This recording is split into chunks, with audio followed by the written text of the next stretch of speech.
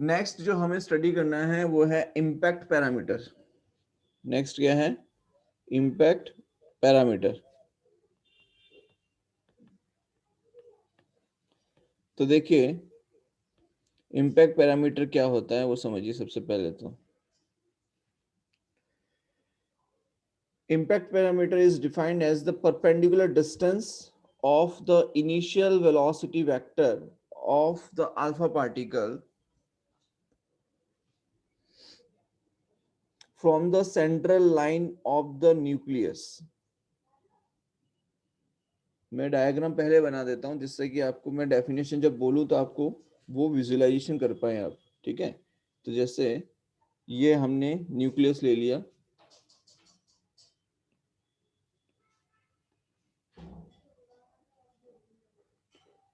ठीक है, ये हमने न्यूक्लियस ले लिया और यहाँ पे हमने एक सेंट्रल लाइन ले लेते हैं। ये सेंट्रल लाइन ले ली, ठीक है।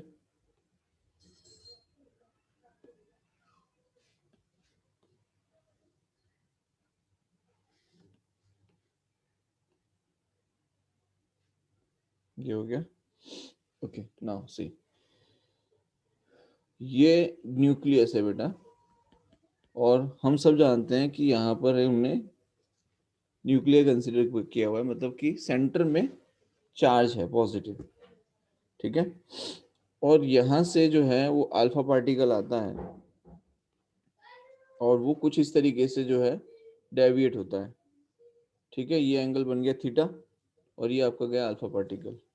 ये जो बी है, इन दोनों के बीच में जो डिस्टेंस होता है उसे हम कहते हैं सेंट्रल लाइन से और velocity vector of alpha particle जो ये जा रहा है, ये जो हमने डायरेक्शन रिप्रेजेंट कर रहे हैं जहाँ पे ये डेविएशन शो कर रहा है ये, ठीक है।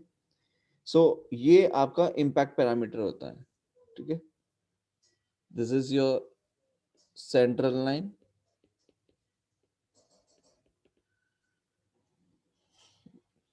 And here velocity vector of alpha particle हमने कंसीडर की है, velocity vector of alpha particle, ठीक है। और ये एंगल हो गया थीटा, न्यूक्लियस ले लिया, ओके। अब देखिए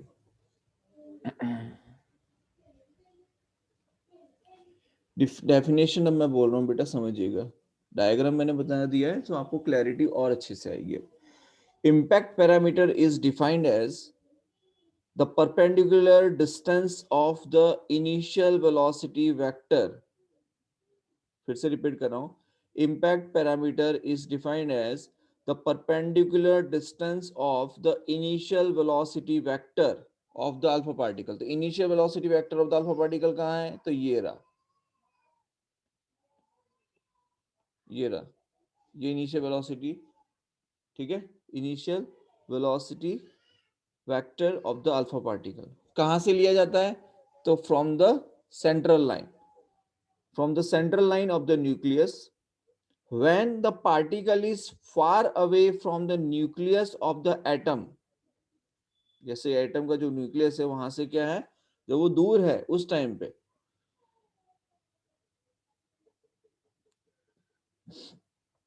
In fact, impact parameter determines the trajectory traced by an alpha particle in passing through the gold foil। तो आप देख सकते हो यहाँ पर एक ट्रेजेक्टरी हमें मिल रही है। तो इम्पैक्ट पैरामीटर जो है वहां से हमें किस चीज का पता चल जाता है? It can determine the trajectory traced by an alpha particle in passing through the gold foil। मतलब गोल्ड फॉइल में से जब हम अल्फा पार्टिकल को पास करेंगे उस कंडीशन में ये जो इम्पैक्ट पैरामीटर है वो क्या डिटरमाइन करता है? Trajectory traced by the alpha particle. क्यों? क्योंकि आप देखेंगे ये अगर यहां पर जाके टकराएगा, ठीक है, तो उसका पाथ अलग होगा। यहां से अगर ये डेविएट कर रहा है तो उसका पाथ अलग आ रहा है। और ये जो सारी कैलकुलेशन जिसे हम कंसीडर कर रहे हैं वो कहां से कंसीडर की जाती है? ये कंसीडर की जाती है फ्रॉम द सेंट्रल लाइन। मैं डेफिनेशन लिख के बताऊं कि आप समझ गए हो बेटा? सर फिर से बताओ। ठीक है, मैं लिख देता हूं तो आपको ध्यान रहेगा। देखो इम्पैक्ट पैरामीटर जो है उसको सबसे पहले तो हम बी से रिप्रेजेंट कर रहे हैं, ये चीज समझो कि ये सेंट्रल लाइन और यहां से जो अल्फा पार्टिकल जा रहा है, ये देखो ये जो है ना, मैं फिर से ड्रॉ करता हूं। देखो ये इनिशियल वेलोसिटी वेक्टर हम कह सकते हैं कि से ये अल्फा पार्टिकल जा रहा है। अब यहाँ पे जब अल्फा पार्टिकल जा रहा है तो आपको पता है कि सेंटर में न्यूक्लियस है, मतलब सॉरी जो न्यूक्लियस है उसके अंदर सेंटर पे क्या है, पॉजिटिव होता है, प्रोटॉन न्यूट्रॉन होता है ना सेंटर में। तो आप खुद सोचो कि अगर यहाँ पर प्रोटॉन है और ये हीलियम आ रहा है, मतलब कि ये भी पॉजिटिव है, तो ये क्या करेगा, डिफ्लेक्ट करेगा कि नहीं करेगा, राइट। दूसरी चीज, अब एक और चीज समझो, जैसे यहाँ पर अगर ये बी लिया हुआ है, मतलब इम्पैक्ट पैरामीटर इतना लिया हुआ है कि ये सेंट्रल लाइन से हमने ये लिया है, ठीक है। अगर मान लीजिए इसकी जगह अगर हमने नीचे लिया होता, यहाँ पे लिया होता या ऊपर लिया होता, उस कंडीशन में जो एंगल बनता, क्या वो एंगल अलग होता, उसकी ट्रेजेक्टरी अलग हो सकती थी। तो यहाँ पर क्या है कि उसका जो ट्रेजेक्टरी का पाथ है वो भी डिफाइन किया जा सकता है, मतलब डिटरमाइन किया जा सकता है with the help of this impact parameter. क्योंकि आपने जो ये जो बी डिस्टेंस है, ये बी डिस्टेंस जो है जिसे हम कह रहे हैं इम्पैक्ट पैरामीटर, तो ये डिस्टेंस जैसे वेरी करेगा उसके अकॉर्डिंग आपका ये जो पाथ है बेटा वो पाथ चेंज हो जाएगा, यही आपका इम्पैक्ट पैरामीटर होता है। बोलो आई बात समझ में, ऑफ अल्फा पार्टिकल, ठीक है। चलो ये हो गया। अच्छा, इसमें एक और चीज, ये जो इम्पैक्ट पैरामीटर है इसका एक फॉर्मूला निकाला गया, रुथरफोर्ड ने कैलकुलेट किया एनालिटिकली, कि इसका फॉर्मूला जो है वो इस तरीके से बनाया गया कि उन्होंने एक रिलेशन बनाया, किसने, रुथरफोर्ड ने। Rutherford calculated analytically the relation between the impact parameter and the scattering angle. So there is a relation between impact parameter and the relation between impact parameter और किसके बीच में, इम्पैक्ट पैरामीटर और किसके बीच में, scattering angle theta. Scattering angle. Good, ऐसे होश में रह के पढ़ाई करो। तो b हमारे पास कितना आ जाएगा, b आ जाएगा 1/4πε0 into Z E square cot θ/2 by e।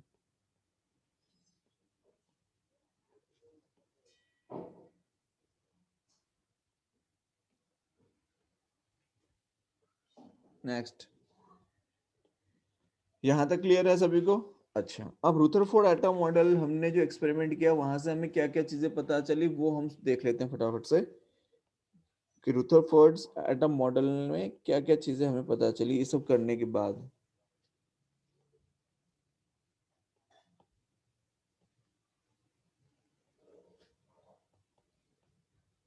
Rutherford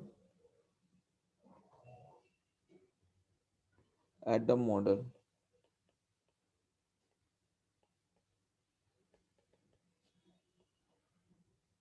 ठीक है। अच्छा, अब इसमें सबसे पहले देखो,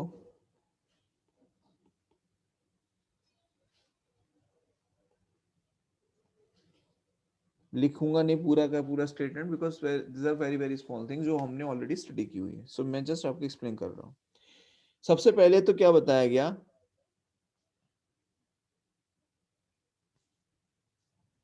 every atom consists of tiny central core called the atomic nucleus। ये चीज क्लियर है सभी को? Yes sir. एंड ये जो एटॉमिक न्यूक्लियस होता है इसके अंदर entire positive charge is there and almost entire mass of the atom are concentrated. मतलब कि जितने भी एटम बने हैं उन सभी का एक टाइनी सेंट्रल कोर होता है, उस टाइनी सेंट्रल कोर को हम एटॉमिक न्यूक्लियस कहते हैं, और उसी न्यूक्लियस के अंदर जितना भी पॉजिटिव चार्ज है वो सारा का सारा चार्ज वहीं पर होता है, and entire mass of the atom are concentrated at atomic nucleus। ये चीज क्लियर है सभी को? Yes sir. तो यहाँ पे बताया गया एटॉमिक न्यूक्लियस के बारे में। सबसे पहले तो आपको इसी तरीके से याद रखना पड़ेगा बेटा अदरवाइज आप पूरी पूरी लाइन रटने जाओगे ना तो कभी याद नहीं होगी। तो पहला हो गया एटॉमिक न्यूक्लियस। उसके बाद उन्होंने बताया उसकी रेडियस के बारे में। रेडियस के बारे में इन द सेंस कि किस ऑर्डर का न्यूक्लियस है और किस ऑर्डर का एटम है। तो जैसे अगर हम देखें कि न्यूक्लियस का जो ऑर्डर था, तो size of the nucleus is 10⁻⁻15 metre. Size of nucleus is 10⁻⁻15 metre and size of the atom वो कितना था? 10⁻⁻10. 10⁻⁻10 मीटर। गुड, क्लियर है यहां तक? Yes, sir. ओके। उसके बाद में तीसरी चीज क्या हुई? The atomic nucleus is surrounded by certain number of electrons. The atomic nucleus is surrounded by certain number of electrons. फिर से रिपीट कर रहा हूं, the atomic nucleus is surrounded by certain number of electrons. क्या ये चीज सभी को पता है? Yes, Yes, sir. sir. ठीक है।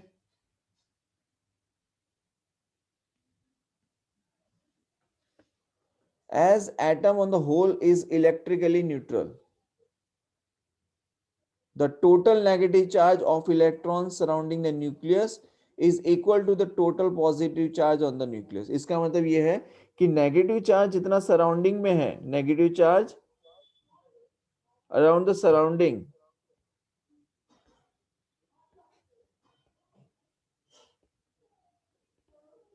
is equal to the positive charge at nucleus, right? यही कहना है इसमें। नेक्स्ट पॉइंट समझिए, लास्ट पॉइंट है ये। इलेक्ट्रॉन्स जो बेटा ये जो न्यूक्लियस है उसके सराउंडिंग में जो इलेक्ट्रॉन्स रिवॉल्व हो रहे हैं उसके लिए कहा गया this electron revolve around the nucleus in various circular orbits as do the planets around the sun. The centripetal force required by electron for revolution is provided by the electrostatic force of attraction between the electrons and the nucleus। तो यहां पर एक चीज clear हुई कि electrons जो revolve हो रहे हैं because of centripetal force provided by किसकी, कौन प्रोवाइड कर रहा है? Electric force. इलेक्ट्रिक फोर्स ही तो है जो उसको घुमाने का काम कर रही है। क्लियर है?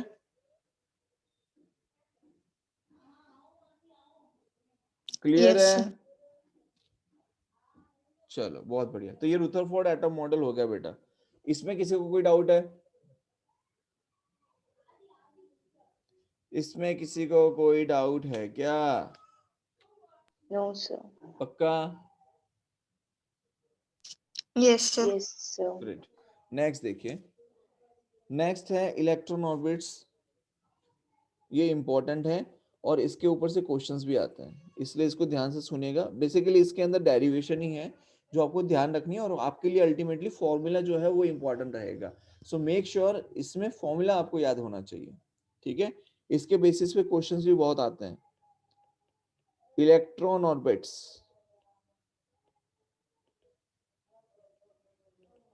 ठीक है? अब देखो जैसे आपको बताया गया कि ये आपका कोर है, ठीक है? और इस कोर पे यहाँ पर पॉजिटिव चार्ज कॉन्सेंट्रेटेड है, यहाँ पे इलेक्ट्रॉन्स है कि जो कि घूमने का काम कर रहे हैं, ठीक है? अब यहाँ पर कौन कौन से फोर्स लग रहे हैं? तो एक तो सेंट्रीपिटल फोर्स लगेगा जो कि उसको रिवॉल्व करवाने का काम करता है, और वो कौन से फॉर्म में लग रहा है? तो इलेक्ट्रोस्टैटिक फॉर्म में लग रहा है। तो हम ये कह सकते हैं कि सेंट्रीपिटल फोर्स जो है वो इलेक्ट्रोस्टैटिक फोर्स के इक्विवेलेंट है। तो F C is equals to F E, मतलब centripetal force equals to electrostatic force. और ये जो सेंट्रीपिटल फोर्स है उसके लिए हम लिखते हैं m we square by r, और इलेक्ट्रोस्टैटिक फोर्स है उसके लिए हम लिखते हैं k Q one Q two by r square. तो यहाँ पर दोनों हम चार्ज की बात करेंगे, ठीक है? दोनों के पास जो चार्ज है, मान लो ई चार्ज हमने ले लिया, और divided by 4πε0 into R square, ठीक है? यहां से अगर हमें रेडियस पूछ ली जाए क्या पूछ लिया जाए, रेडियस। तो हम रेडियस का फॉर्मूला लिख सकते हैं that r is equals to e square by 4 pi epsilon naught into m we square. एक तो ये हो गया, क्लियर है यहां तक। Yes, दूसरा sir. क्या हो Yes, सकता sir. है, अगर आपको वेलोसिटी पूछ ली जाए यहां से, तो हम वी स्क्वायर को सब्जेक्ट बना के वी स्क्वायर का फॉर्मूला लिख सकते हैं E square by 4 pi epsilon naught into M R. ये दो चीजें क्लियर है,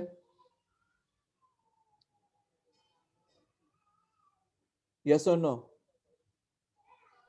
Yes, sir. सपोज आपसे काइनेटिक एनर्जी के बारे में पूछ लिया जाए, किसके बारे में, काइनेटिक एनर्जी, तो हम क्या लिख सकते हैं, kinetic energy equals to half m we square.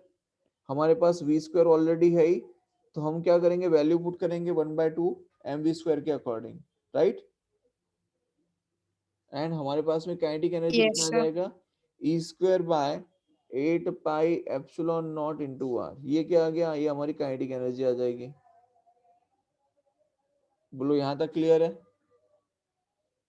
Yes, sir. ठीक, अब अगर मान लीजिए पोटेंशियल एनर्जी के बारे में पूछा जाए, तो आप सभी को पता है कि potential energy basically work done by charge होता है, मतलब डब्ल्यू is equal q by v, q into v लिखते हैं हम लोग पोटेंशियल एनर्जी को, यही तो लिखते हैं q into v, right. Hello, Yes, sir. Normally जो फॉर्मूला होता है वो हम क्या लिखते हैं, u इज इक्वल टू, हमारे पास जो हम लोगों ने जो स्टडी किया, क्या किया, माइनस के क्यू बाय आर किया है, sorry k Q one Q two by r, ये स्टडी किया है ना। हेलो, अरे पोटेंशियल Yes, sir. एनर्जी का Yes, formula k yes, q one q sir. Two by r study किया है कि नहीं। तो हम क्या लिख सकते हैं, potential energy of electron, potential energy of electron in orbit. अगर आपसे ये पूछ लिया जाए तो हम क्या करेंगे, हमारे पास में फॉर्मूला है u is equals to E minus E 4 pi epsilon naught into R, K Q one Q two by R ही किया है इन शॉर्ट। समझ में आया, समझ में आया। Yes, sir. बेसिक फॉर्मूला ही है, कुछ नया नहीं है, तो देख के डरना नहीं है इसको। बोलो यहां तक क्लियर है। अब एक और चीज समझो, यहाँ पर जो नेगेटिव साइन है वो इंडिकेट कर रहा है that revolving electron is bound to the positive nucleus. यहाँ पर जो नेगेटिव साइन है वो क्या रिप्रेजेंट कर रहा है, negative sign represent that that electron is bound to the positive nucleus. Electron is bound to the, sorry, electron is bound to the positive nucleus. बोलो समझ में आया। तो अगर हम टोटल एनर्जी निकालने की बात करें, किसकी, टोटल एनर्जी, तो हम लिखेंगे total energy of electron in hydrogen atom.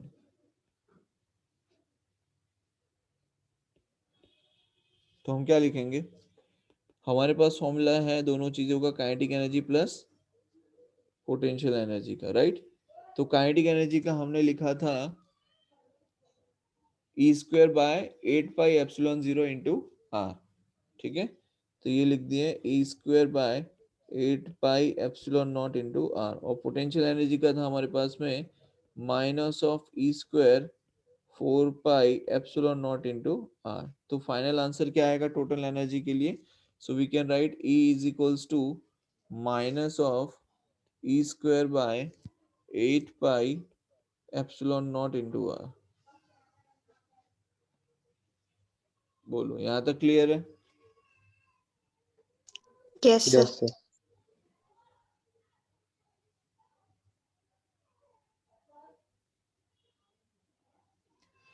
अब यहाँ पे एक चीज समझो, ये जो एनर्जी बेटा नेगेटिव आई है, इसका फॉर्मूला आपको याद होना ही चाहिए। मतलब कि ये तो आपको नींद में से उठा के पूछे तो भी आपको ये चीज पता होनी चाहिए दैट कि अगर आपसे एनर्जी पूछी जाती है, total energy for the electron in hydrogen atom, तो हम लिखेंगे minus e square by 8 pi epsilon 0 into r. यहाँ पर माइनस जो शो कर रहा है, मतलब जो नेगेटिव साइन है वो ये शो कर रहा है that the electron is bound to the nucleus. That means the electron is not free to leave the orbit around the nucleus. ये चीज क्लियर होनी चाहिए सभी को, ठीक है? यहां तक किसी का कोई डाउट है?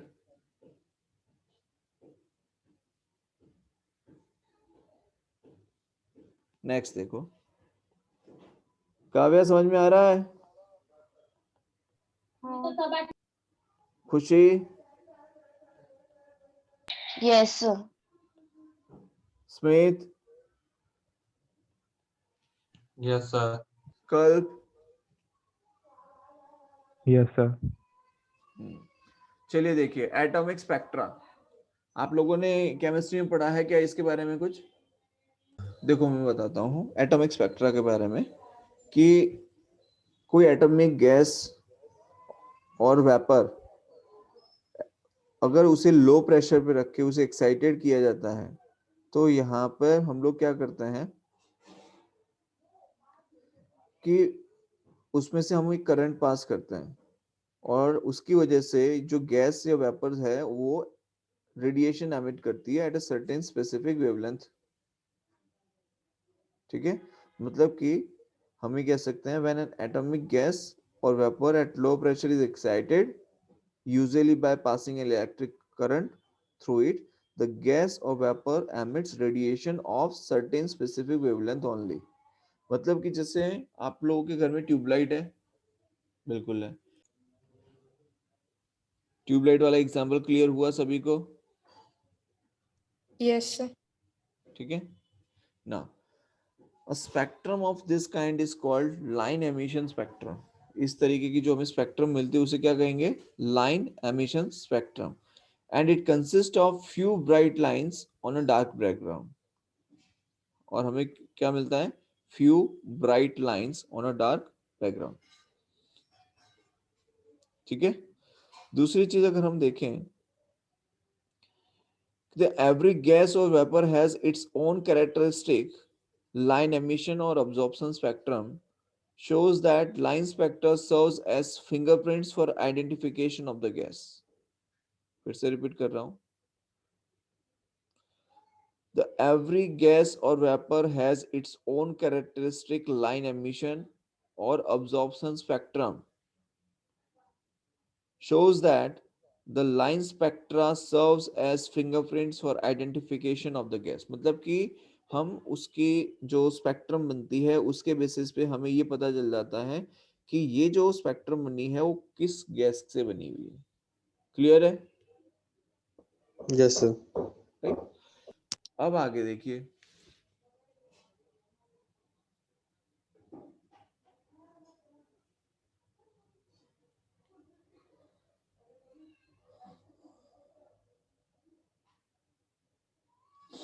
स्पेक्ट्रल सीरीज का डायग्राम बताने की जरूरत है या आप समझ जाएंगे?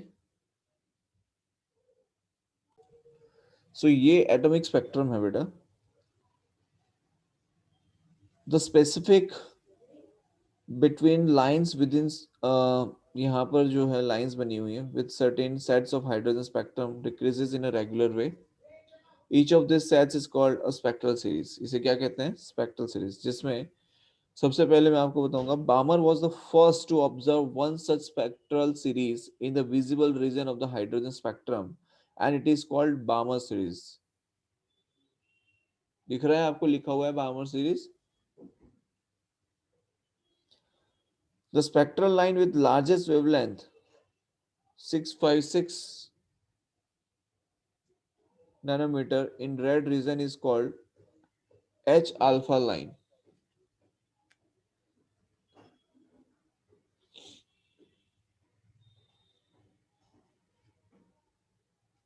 क्या कहते हैं? H alpha line. Balmer found an empirical formula to account for these wavelengths. तो वो जो फॉर्मूला है वो मैं आपको बताऊंगा। 1 by lambda is equals to r into 1 by 2 square minus 1 by n square। ये किसने फाइंड किया था? बामर। समझ में आ रहा है बेटा? Yes, sir. लिख देता हूं, बाय बामर।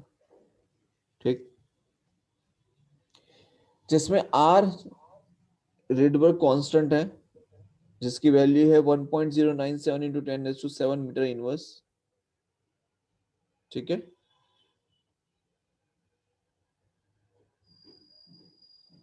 क्लियर है?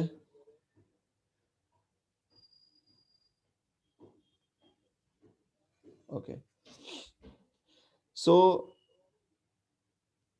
इसी पे से एच अल्फा लाइन का वेवलेंथ भी हम फाइंड कर सकते हैं, और एच अल्फा लाइन का वेवलेंथ है 656.3, सॉरी या 656.3 नैनोमीटर हमने यहाँ पे निकाला हुआ है। ठीक है, तो यहाँ पर आप जैसे n की वैल्यू को चेंज करेंगे, आपको उसके वेवलेंथ मिलते जाएंगे। Later on Lyman series was discovered in the ultraviolet region of the hydrogen spectrum. यहाँ पर क्या था, कौन सा रीजन था बेटा? ये जो बामर ने ढूंढा वो कौन सा रीजन था? Visible region, right? ये जो बामर सीरीज जो थी वो किसमें मिली थी? विजिबल रीजन में मिली थी ना। और लाइमन सीरीज ये किसमें मिली? Ultraviolet reason. समझ में आ रहा है? Yes, sir. Ultraviolet region. ठीक है, अब उसके लिए मैं फॉर्मूला लिख रहा हूं, आप देखिए। 1/λ 1/λ equals to r into 1/1 square minus 1 by n square, where n is equals to 1 2 3 4 up to। ठीक है, ये किसके लिए था? लाइमन। समझ में आ रहा है?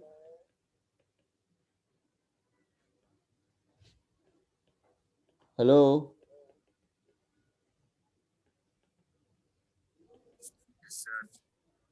ठीक है, फिर कौन सा था? Third, Paschen.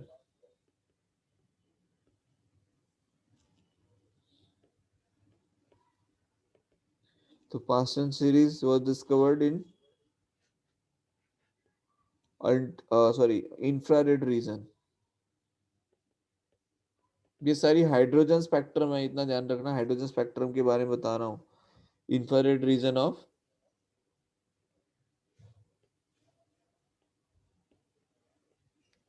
infrared region of hydrogen atom, sorry, hydrogen spectrum।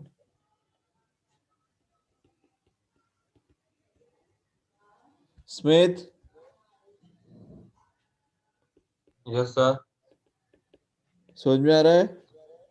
Yes, sir.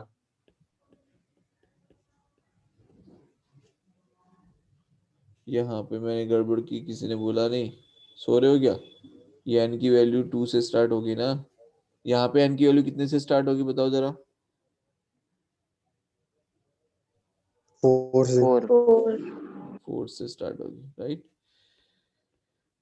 Past चन के बाद ब्रैकेट, तो ब्रैकेट सीरीज कौन से रीजन में मिली थी?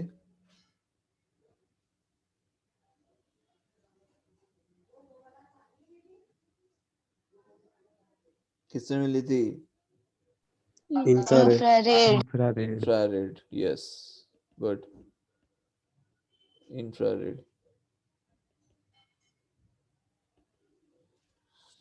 समझ जाना आगे, स्पेक्ट्रम है। ठीक है, इसमें n की value 1/λ is equals to r into 1/4 4 square minus 1 by n square. n की वैल्यू कहाँ से स्टार्ट होती है? ठीक है, बोलो यहां तक क्लियर है? Yes, sir. एक और सीरीज है, अब हम कहेंगे and in far infrared region of hydrogen spectrum there was yet another spectral series called p fund series। क्या नाम है? p fund series.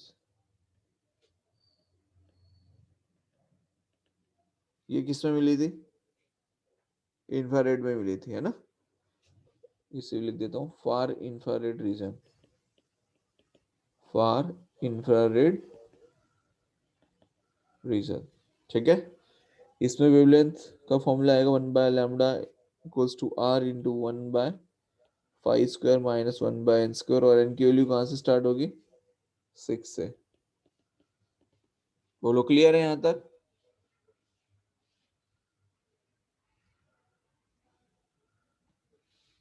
ओके, अब ये जो फॉर्मूलाज हैं, these formulas are useful as they give the wavelength lambda and hence frequency nu is equals to c by lambda that hydrogen atom radiate or absorb।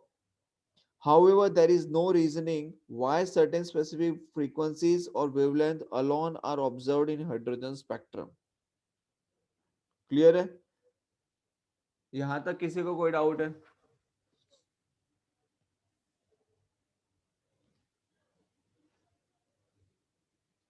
चलिए, next है limitations of Rutherford atom model. जैसे हमने J Thomson के बारे में, मतलब जो Thompson model था उसकी लिमिटेशन थी, वैसे ही सर्टेन लिमिटेशन है किसकी? रुदरफोर्ड मॉडल की। तो देखिए, limitations of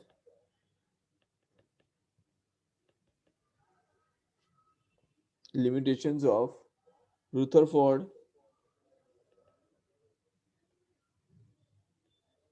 atom model.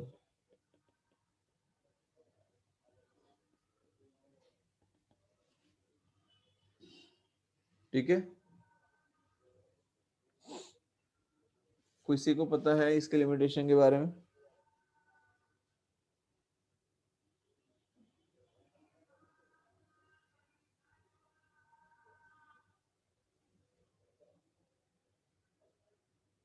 Anyone?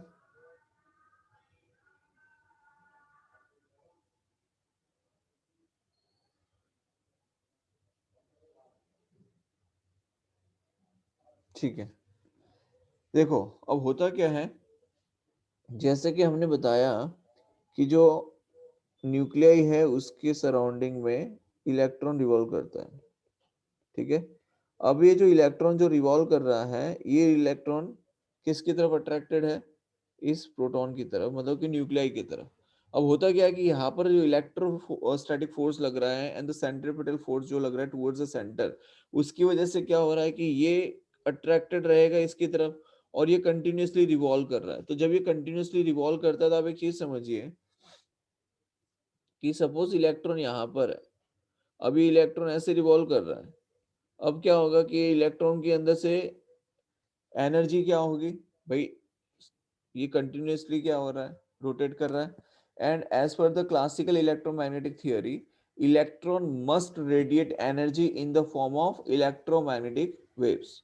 तो अगर वो अपनी एनर्जी को लूज कर रहा है, मतलब लॉस ऑफ एनर्जी हो रहा है, तो डेफिनेटली इसका जो रिवॉल्यूशन है, जो कि एक पर्टिकुलर हम ये कह रहे हैं कि ऑर्बिट पे हो रहा है, वो नहीं होगा। फिर ये क्या होगा? ये सेंटर की तरफ अट्रैक्टेड होगी कुछ इस तरीके से। देखिए, ये ऐसे घूमेगा फिर तो, और ये न्यूक्लियस पे आके फॉल करेगा। कौन? तो इलेक्ट्रॉन। बोलो, आई बात समझ में? Yes, sir.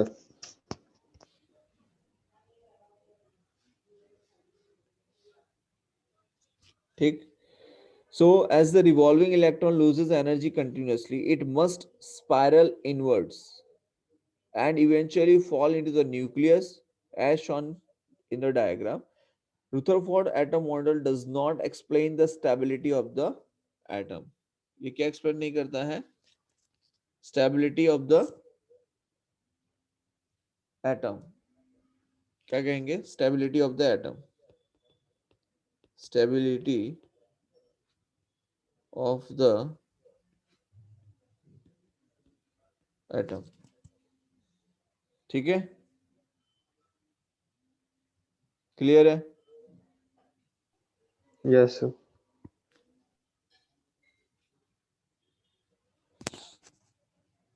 कोई डाउट है इसमें?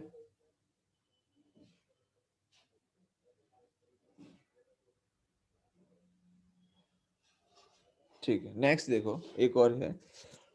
जैसे कि आपको बताया गया कि क्लासिकल इलेक्ट्रोमैग्नेटिक थ्योरी के अकॉर्डिंग यहाँ पे रेडिएशंस होने चाहिए। ठीक है, that means frequency of EM waves emitted by revolving electron equals to frequency of revolution of electron. Frequency of EM wave मतलब इलेक्ट्रोमैग्नेटिक वेव जो रेडिएशंस हो रही हैं उसकी जो फ्रीक्वेंसी है that is equal to the frequency of revolution of electron. And as the revolving electrons spiral inwards, आप देख रहे हो कि स्पाइरल कहाँ आ रही है, मतलब इनवर्ड्स की तरफ वो मूव कर रहा है। So as the revolving electrons spiral inwards, their another their angular velocities and hence their frequencies, repeat कर रहा हूं, as the revolving electrons spiral inwards, their angular velocities and hence their frequencies of revolution would change continuously। क्या change हो रहा है? Angular velocities and the frequencies of Angular revolution frequency. around won't change continuously. Therefore, frequency of EM waves emitted must change continuously, and therefore atom should emit continuous spectrum. But what we observe is only a light spectrum। समझ में आ रहा है?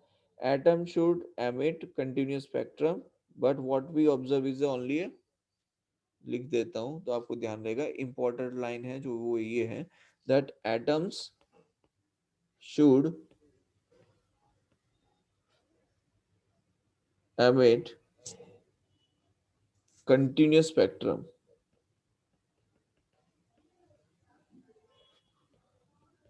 continuous spectrum, but what we observe is only a line spectrum।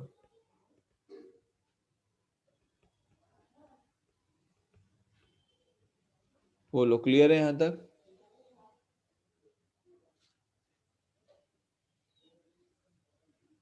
चलो next देखो, Bohr model of hydrogen atom. Bohr model of hydrogen atom, very important. सभी को पता है बोर्स मॉडल की इंपॉर्टेंस कितनी है ना? पता है ना सभी को? यस सर, बोल दो।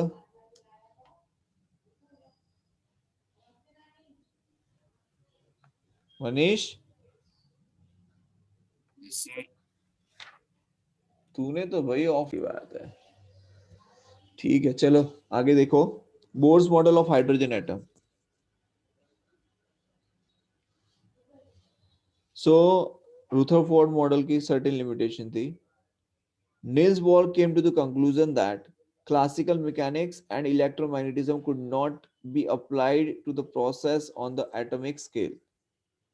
Bohr cleverly combined classical ideas and early quantum concepts given by Planck to give what is known as Bohr model of hydrogen atom।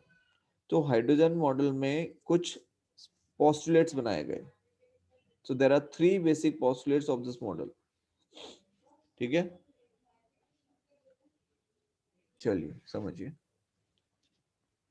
Three postulates में पहला postulate, every atom consists of a central core called nucleus in which entire positive charge and almost entire mass of the atoms are concentrated. ये किसने बताया था? Rutherford ने पहले बता दिया था. A suitable number of electrons revolve around the nucleus in circular orbits. The centripetal force required for revolution is provided by the electrostatic force of attraction between the electron and the nucleus. यहां तक किसी कोई दिक्कत है?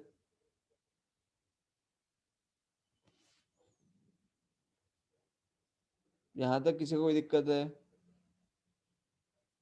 ये कहानी हम पहले पढ़ चुके हैं. ये जो मैंने अभी जो स्टेटमेंट्स दिए सारे हमने स्टडी किए हैं, राइट? उसके अकॉर्डिंग अगर हम देखते हैं तो हमारे पास से फोर्स का फॉर्मूला बनता है mv²/r, that is a centripetal force. और दूसरा मैंने बताया था जो इलेक्ट्रोस्टैटिक फोर्स है, इट इज के Q1 Q2 bye r square, मतलब के Q1 की जगह जेड, Q2 की जगह इलेक्ट्रॉन बाय आर स्क्वायर. ठीक है. अगर इन दोनों को इक्वेट कर लेते हैं तो हमारे पास में हम ये कह सकते हैं that mv²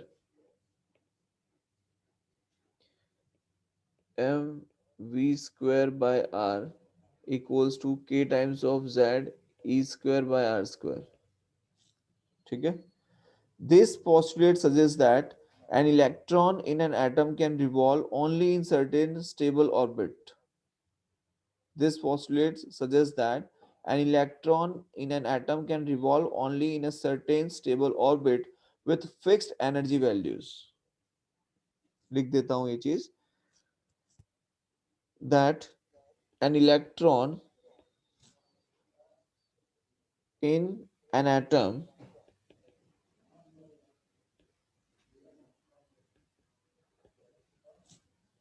can revolve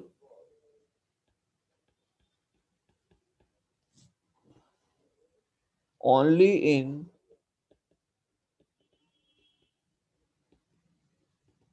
certain stable orbits with fixed energy values.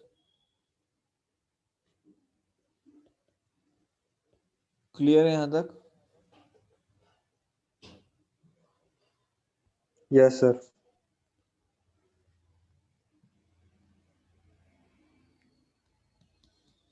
Next है Bohr second postulate defines this stable orbit. और ये जो ऑर्बिट्स हैं जो स्टेबल हैं कौन डिफाइन करता है? Bohr second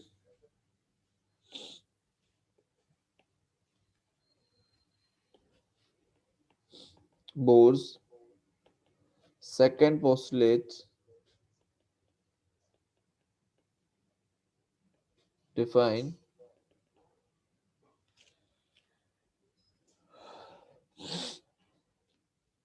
these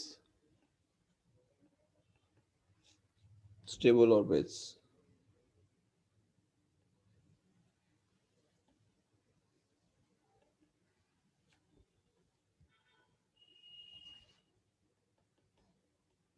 okay.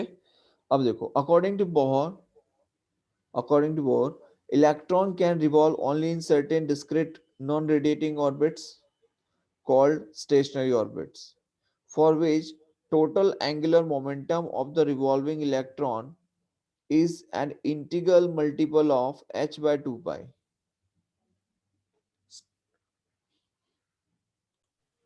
Sir पढ़ लेंगे.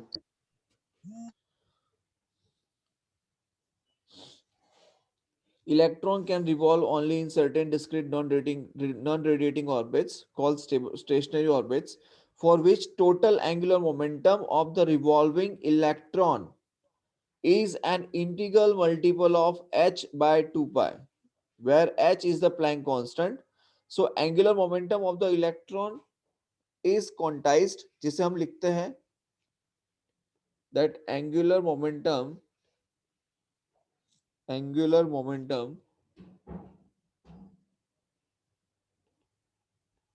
of the orbiting electron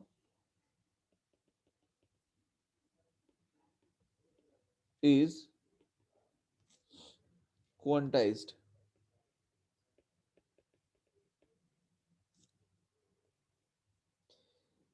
तो angular momentum of angular momentum of electron को हम रिप्रेजेंट कर रहे हैं एम वी आर से, और ये है जो हो रहा है equals to integral multiple of h by two pi, मतलब कि n h by two pi, जहां पर कि n क्या है, पॉजिटिव इंटीजर, n क्या है, पॉजिटिव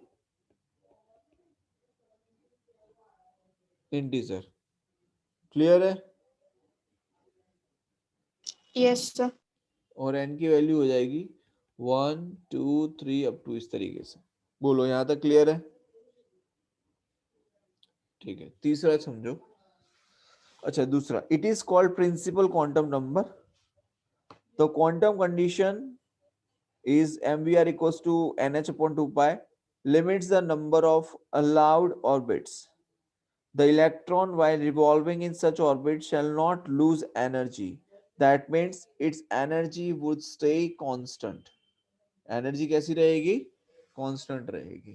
तो ये सेकंड पोस्टुलेट के अंदर हम ये कह सकते हैं कि एनर्जी ऑफ द ऑर्बिट, मतलब जो जिस इलेक्ट्रॉन जिस ऑर्बिट में घूम रहा है उसकी जो एनर्जी है वो कैसी रहेगी?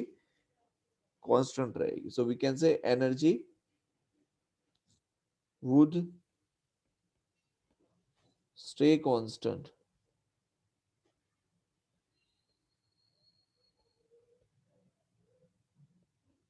बोलो क्लियर है? तीसरा समझिए, थर्ड, ये आपने जैसे अभी आई थिंक रैना ने रीड किया था। तीसरा देखिए, द एमिशन और absorption of energy occurs, the emission और absorption of energy occurs only when an electron jumps from one of its specified non-radiating orbits to another। मतलब कि जब इलेक्ट्रॉन एक ऑर्बिट से दूसरी ऑर्बिट में जंप करता है तभी एनर्जी का एमिशन या फिर अब्जॉर्प्शन होता है। ये चीज क्लियर है सभी को? Yes, sir. The difference in the total energy of electron in the two permitted orbits is absorbed when the electron jump from an inner to an outer orbit। फिर से एक्सप्लेन कर रहा हूं। The difference in the total energy of electron, the difference in the total energy of electron in the two permitted orbits is absorbed when the electron jumps from an inner to an outer orbit, and emitted when electron jumps from outer to the inner orbit। समझ में आ रहा है? लिख सकते हैं that total energy of electron in the two permitted orbits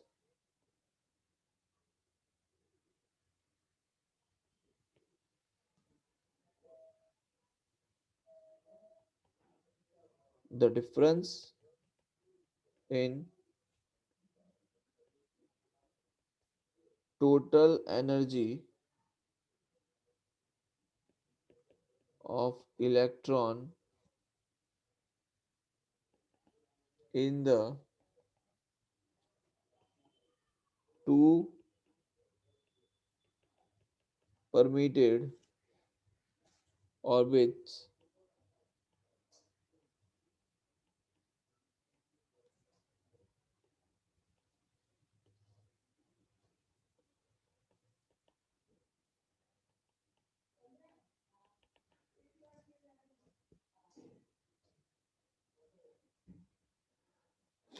the difference in total energy in the two permitted orbits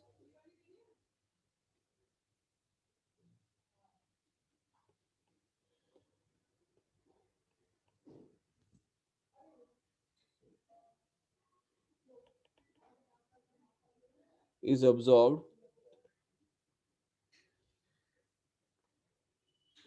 एक minute देखो अगर इनर से आउटर ऑर्बिट में जा रहा है इलेक्ट्रॉन तो एनर्जी क्या हो रही है, अब्सॉर्ब हो रही है। और अगर आउटर से इनर में जा रहा है तो एनर्जी क्या हो रही है, एमिट हो रही है। बोलो क्लियर है यहाँ तक ये चीजें? Yes. Yes, sir. अब यहाँ पर जो मेंशन किया है, मतलब जो मैं आपको बता रहा हूँ, आप उसके अकॉर्डिंग, आप अपने अकॉर्डिंग उसको सेट कर लेना और अपनी बुक में जैसे दिया उसके अकॉर्डिंग, ठीक है। यहाँ पर E1 is the total energy of electron in an inner stationery orbit. जैसे हम लोगों ने जो डिफरेंस लेना है डेल्टा ई मतलब चेंज इन एनर्जी का, तो यहाँ पे डिफरेंस है h nu is equals to E2 minus E1, ठीक है। जिसमें E1 क्या है, तो E1 है total energy of electron in an inner stationery orbit. क्या कहेंगे, total energy of electron in an inner stationery orbit,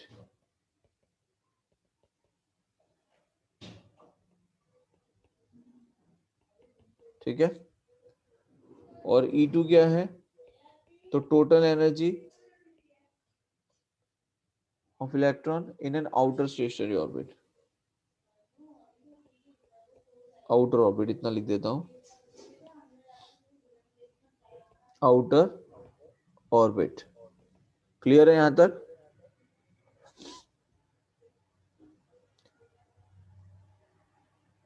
Yes, sir.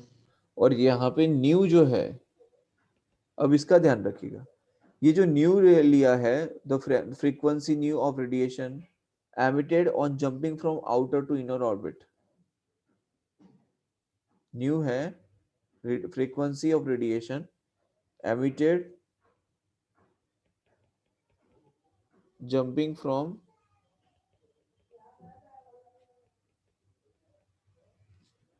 Outer to inner.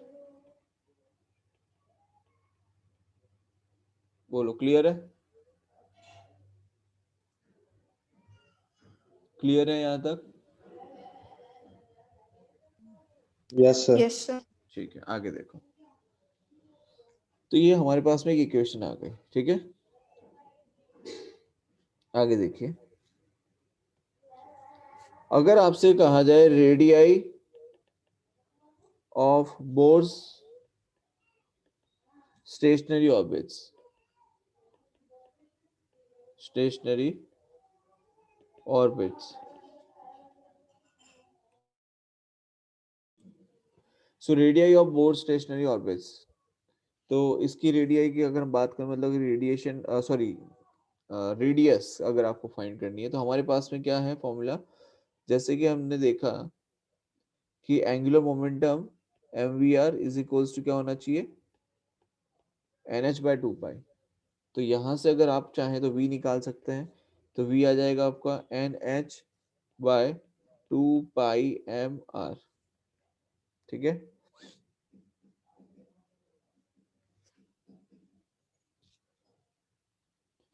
और यहाँ पर ये जो v की जो वैल्यू है, ये जो v हमने निकाला, सपोज ये इक्वेशन 1 है, और इसको अगर हम पुट करें किसमें, हमने जो पहले वैल्यूज फाइंड की हैं इसके अंदर, in this equation mv square by r is equals to k Z E square by r square, इसके अंदर अगर आप v की वैल्यू पुट करें, देखिए mv square by r equals to k Z E square by r square, ठीक है। तो एक आर यहाँ से कट ही जाएगा, लेकिन जब आप इन वैल्यूज को v की वैल्यू का आप यहाँ पे पुट करेंगे इस इक्वेशन के अंदर, तो हमारे पास में r का जो फाइनल फॉर्मूला आएगा वो मैं आपको यहाँ पे लिख के बता रहा हूँ, ठीक है। v की वैल्यू पुट करनी है, r आपको r फाइंड करना है, तो मैं डायरेक्टली r का जो फॉर्मूला है जो आएगा हमारा वो मैं लिख रहा हूँ, that n square by z into h square by 4 pi square m k times of z e square. Clear है यहाँ तक? क्लियर है यहाँ तक? अब आप देखो यहाँ पे h4 पाई m k z और ये सब कांस्टेंट वैल्यूज होंगी, तो हम अगर देखें तो r जो है वो किसके प्रोपोर्शन में होगा, n स्क्वायर के प्रोपोर्शन में होगा। r किसके प्रोपोर्शन में होगा, n स्क्वायर के, और दूसरा r is inversely proportional to क्या आ जाएगा, 1/z। तो ये दो चीजें आपको ध्यान रखनी है और ये फॉर्मूला आपको खास ध्यान रखना है। ये सब टोटली फॉर्मूला बेस्ड है चीजें, आपको न्यूमेरिकल करना है, आपको फॉर्मूलाज याद है, आप इजीली कर लोगे। ठीक है, आगे देखिए। सर 2z आएगी, हाँ, 2z होगी, मतलब एक अरे ब्रैकेट नहीं नहीं में। नहीं नहीं नहीं, सॉरी, यहाँ पे ये z नहीं आएगा।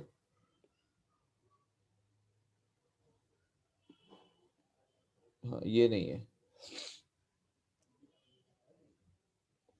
सिर्फ ये के ई स्क्वायर ही है,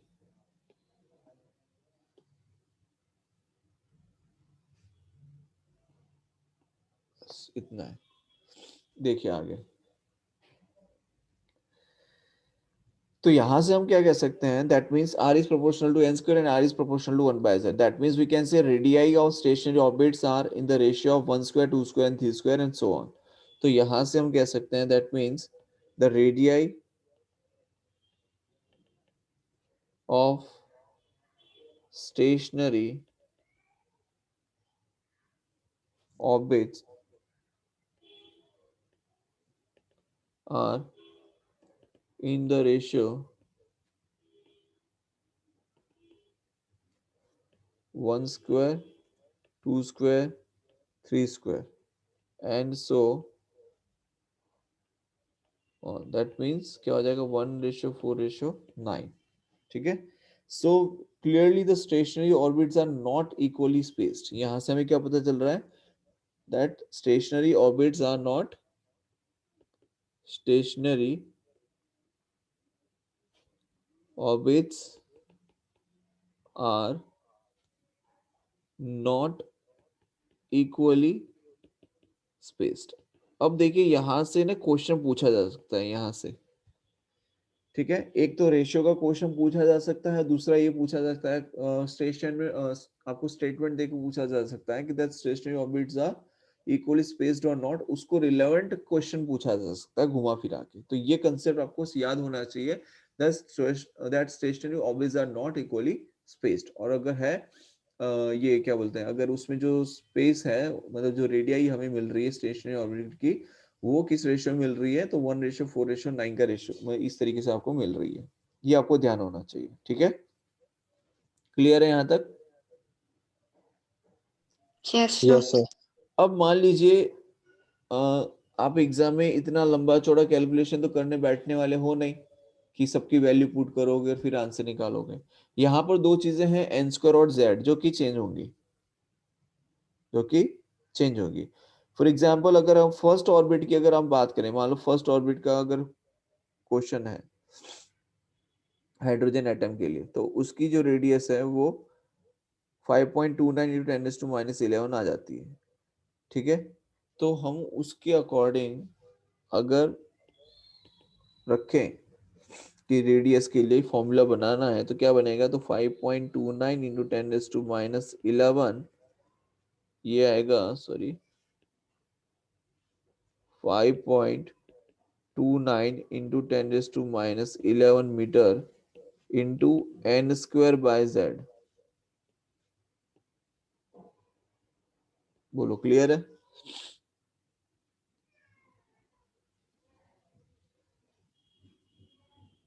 आगे देखो, दूसरा है velocity of electron in Bohr's stationary orbit. Velocity of electron in Bohr's stationary orbit.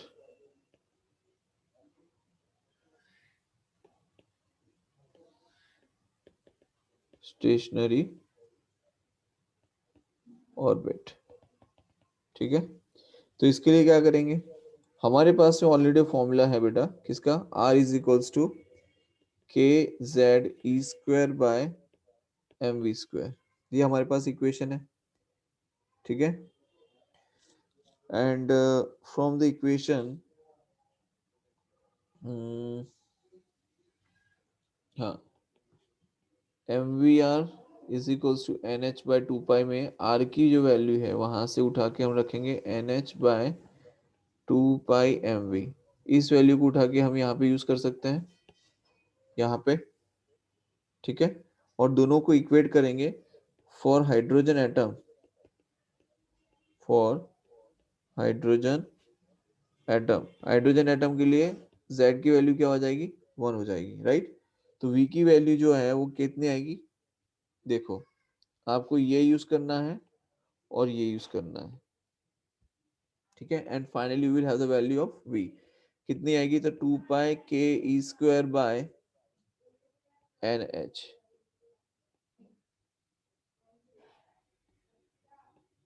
Clear है, क्लियर है। Yes, sir. So Yes, sir. the orbital velocity of electron in outer orbit is smaller as compared to its value in the inner orbit, ये ध्यान रखना। And v is inversely proportional to 1/n होता है, ये भी ध्यान रखना, ठीक है।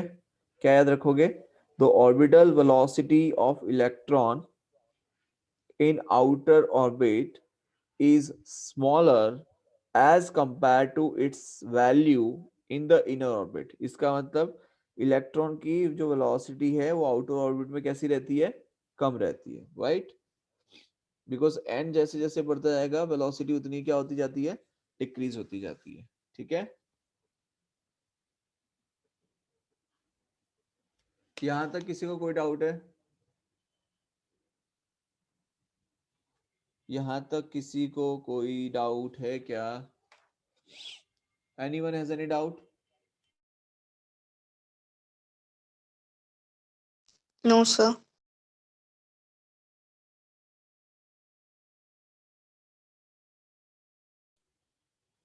चलिए ठीक है। सो यहाँ हो गया। नेक्स्ट है फ्रीक्वेंसी ऑफ इलेक्ट्रॉन, पहला वो वेलोसिटी, थर्ड है frequency of electron, frequency of electron. तो देखो फ्रीक्वेंसी को हम किससे रिप्रेजेंट करते हैं, न्यू से। एंड होता क्या है, नंबर ऑफ रिवॉल्यूशन कंप्लीटेड पर second by the electron in a stationary orbit around the nucleus. तो हम लिखते हैं v इज इक्वल्स टू क्या होता है, v इज इक्वल्स टू होता है r ओमेगा। क्या होता है v is equals to r omega, और ओमेगा की जो वैल्यू है वो कितनी है, 2 पाई न्यू, ठीक है। और दूसरी चीज यहाँ पे आप समझिए कि हमारे पास में जो v है वेलोसिटी, यहाँ पर हमने इसकी वैल्यू निकाली हुई है,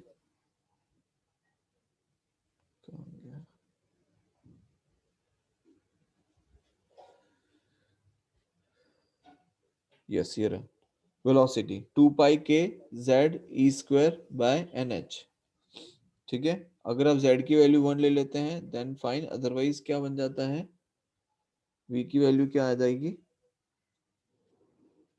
v की वैल्यू आ जाती है 2 pi k z e square by nh, ये स्टैंडर्डाइज फॉर्मूला है, ठीक है। तो इस v की वैल्यू को आप यहाँ पर पुट कर सकते हैं, इक्वेशन 1 इसको इक्वेशन 2।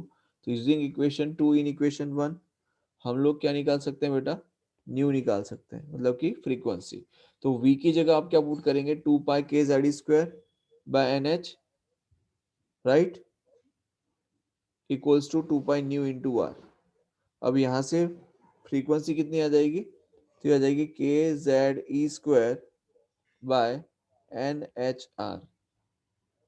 यहाँ तक समझ में आया, Yes, sir.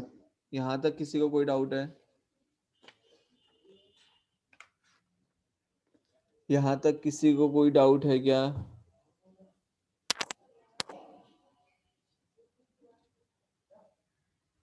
अब यहाँ पे आप देखो के जेड ई स्क्वायर एच और आर, अगर आप इसे छोड़ दें तो यहाँ पर हम ये कह सकते हैं the frequency of electron in subsequent stationary orbit is smaller as nu is proportional to 1/n। समझ में आया? क्या लिख सकते हैं? Frequency of electron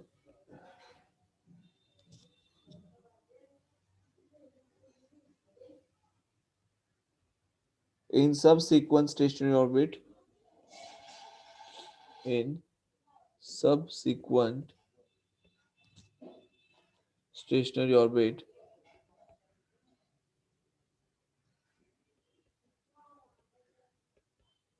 is smaller because आप जैसे बढ़ेंगे फ्रीक्वेंसी रिड्यूस होती जाएगी because it is inversely proportional है। यहां तक कोई डाउट है बेटा?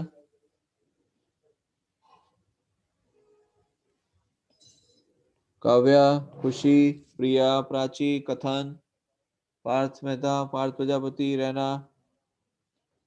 स्मित, प्रथम, कोई डाउट है किसी को? No, sir. Kalp, No, sir. Okay. Next देखिए, नेक्स्ट है total energy of electron in Bohr's stationary orbit. Total energy of electron in Bohr's stationary orbit. ठीक है, चलिए देखिए। सो सबसे पहले तो the energy of electron revolving in a stationary orbit is of two types. पहली कौन सी? एक kinetic energy which is due to velocity and potential energy which is due to position of electron. तो हम दोनों को क्या कर सकते हैं? कंपेयर कर सकते हैं from the Bohr's first postulates. तो हम क्या करेंगे? We can write first postulate from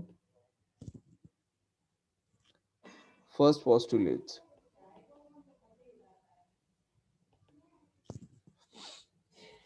तो हम लिखेंगे mv square by r equals to k Z E square by r square.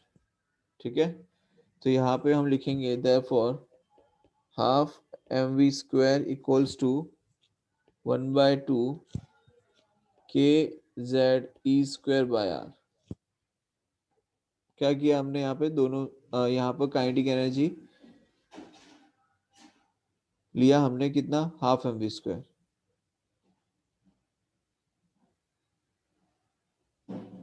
समझ में आ रहा है?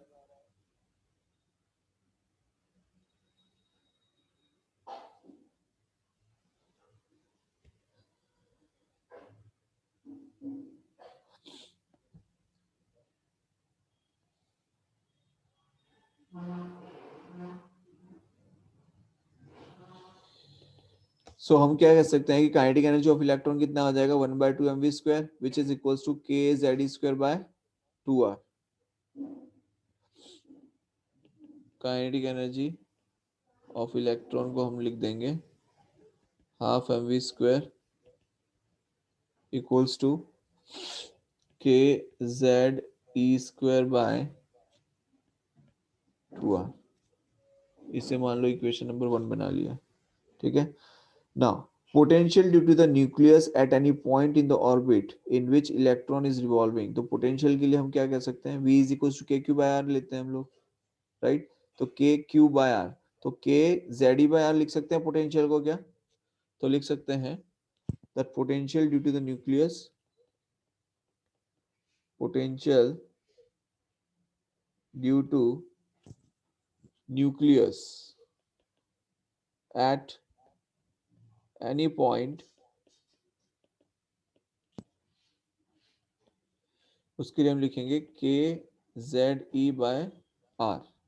ठीक है, and therefore what we can say potential energy of the electron। तो potential energy के लिए क्या लिखेंगे? that potential energy, मैं पूरा नहीं लिख रहा हूँ, यू ही लिख देता हूँ सीधा सीधा, इतना तो समझ ही जाओगे। पोटेंशियल एनर्जी क्या हो जाएगी? Minus k times of z E square by r हो जाएगा।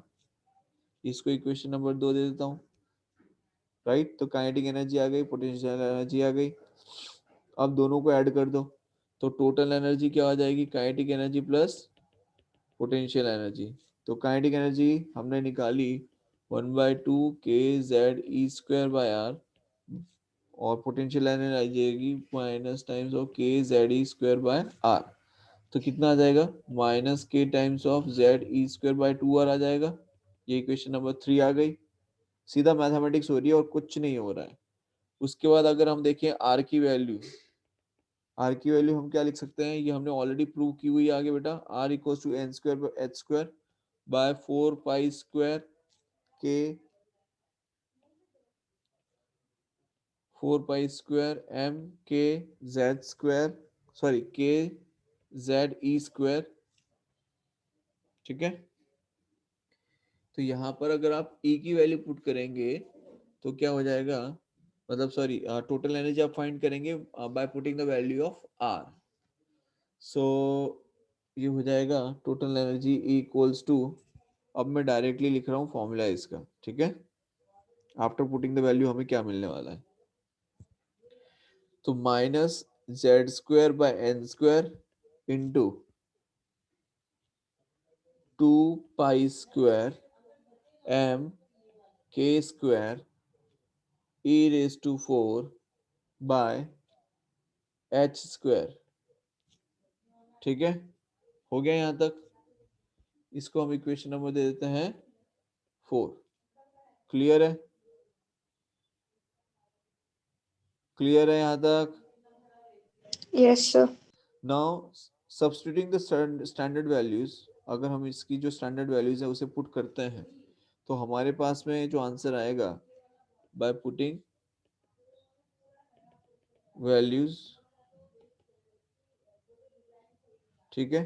तो हम क्या लिखेंगे, E इज इक्वल्स टू हम लिख सकते हैं minus of 13.6 Z square by n square electron volt, ठीक है।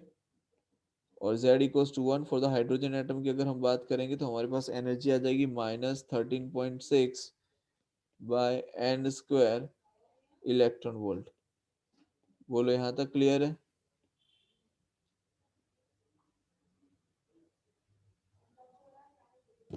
क्लियर है यहाँ Yes, तक। sir. Yes, sir. ओके, यहाँ तक किसी को कोई डाउट है?